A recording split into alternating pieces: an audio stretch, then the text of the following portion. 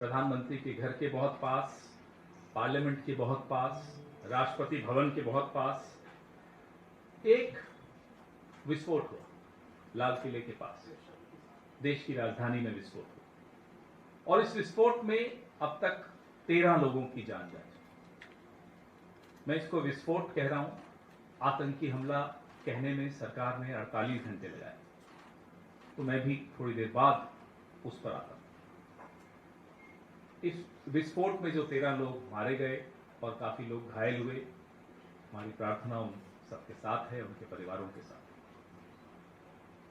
हैरानी की बात यह है कि 48 घंटे बाद कैबिनेट ने, गौर फरमाइएगा, कैबिनेट ने ये घोषणा की कि इसको हम एक आतंकी हमला मानते हैं। 48 घंटे प्रधानमंत्री भूटान से लौट कर आए, उसके बाद कैबिनेट कमेटी ऑन सिक्योरिटी की मीटिंग होती है और ये घोषणा होती है कि इसको हम आतंकी हमला मान रहे हैं। बहुत सवाल उठते हैं और गंभीर सवाल उठते हैं, क्योंकि देश की राजधानी में ऐसा हुआ है।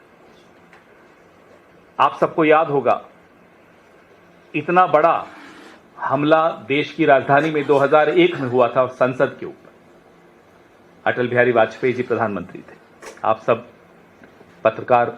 पत्रकारिता शुरू कर रहे होंगे उस वक्त।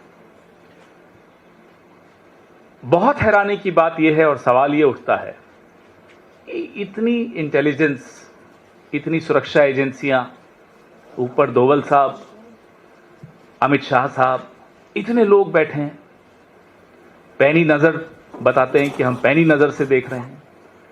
इतनी भारी संख्या में, इतनी भारी मात्रा में फरीदाबाद में 2900 किलो विस्फोटक सामग्री कैसे पहुंच गई? हम पुलवामा के सवाल पूछते रहते हैं कि साहब आरडीएक्स कैसे पहुंचा, नहीं मिले जवाब। सतपाल मलिक जी पूछते हुए रह गए, नहीं मिले जवाब, उनको और बेइज्जत अलग किया गया। 2900 किलो विस्फोटक सामग्री दिल्ली के 20 किलोमीटर दूर पहुंच चुकी, कैसे पहुंची? लाल किले के बाहर एक गाड़ी में विस्फोटक सामग्री है और वो एक्सप्लोजन होता है, धमाका होता है, लोगों की जान जाती है, लोग घायल होते हैं। दिल्ली राजधानी के भीतर, प्रधानमंत्री के घर के पास, ये कैसे संभव हुआ?